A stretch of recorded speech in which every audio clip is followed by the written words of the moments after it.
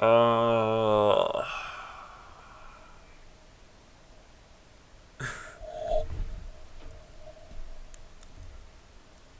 I thought I thought I had it.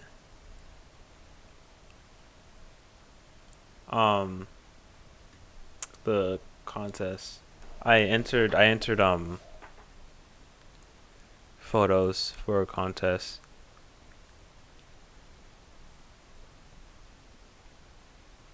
Hold on one second. I no, hold on.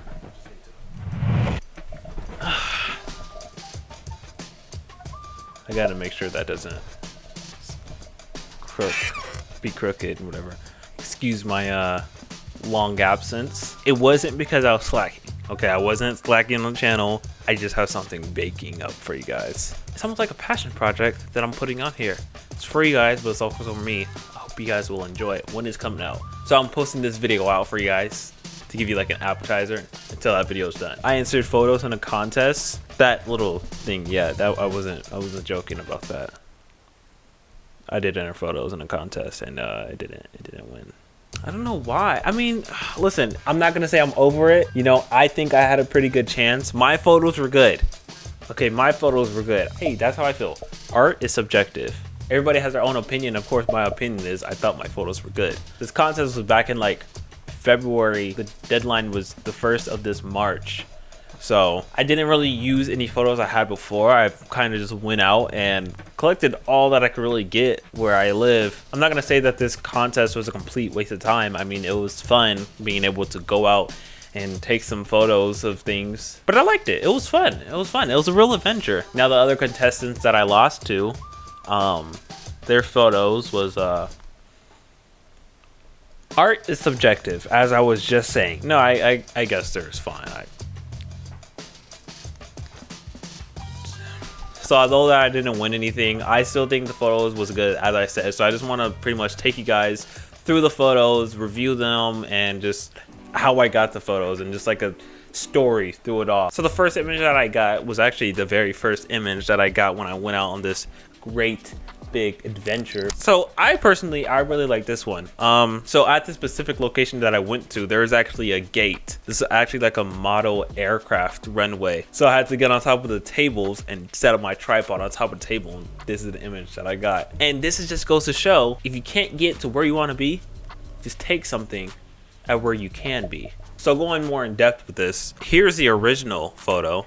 We got pretty blown out. 800 ISO, 1/500th of a second, f/22. Okay, maybe I could have lowered down the ISO. Sometimes I forget to lower down the ISO. I'm just so stuck on the fact that 800 ISO is a native ISO, so I gotta keep it on the 800 ISO as close as I can. So remember, you can always lower your ISO. Don't be like me and be so fixed on that 800. Whenever I take photos that have not too much of the sky in it, I like to make the sky pop out a bit more however way I can. Whether it's kind of changing the hue of it to like make it more of a blue, or to make it more kind of contrast to other colors in my image. But when it's photos that mainly has the sky in it, then I don't really like to mess with it too much.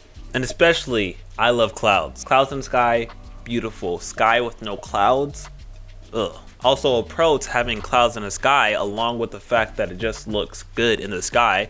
We also got these great shadows coming onto the mountains, which adds more contrast to the mountains. Without the shadows from the clouds being on the mountain, I don't think there'll be too much really to look at here.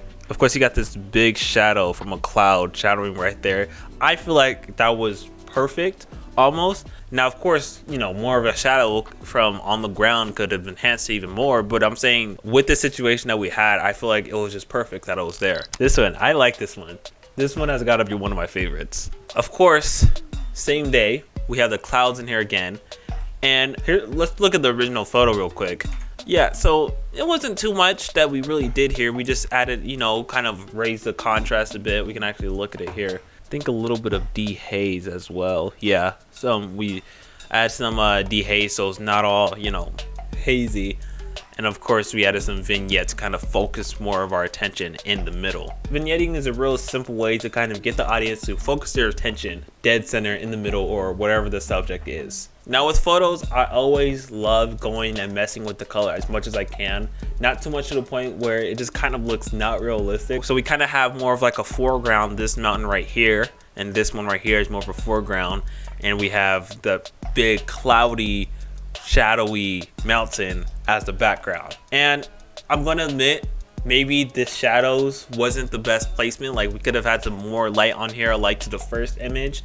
So ideally I wouldn't want to have these shadows on here, but it's still fine. Having this hill right here in the foreground with this mountain kind of almost gives an illusion right here as if you're going up the hill and then there's like a huge slope, and then, you know, in the background these mountains come out. But this photo was, of course, along with the previous photo, I just simply backed up so I can get this little post right here.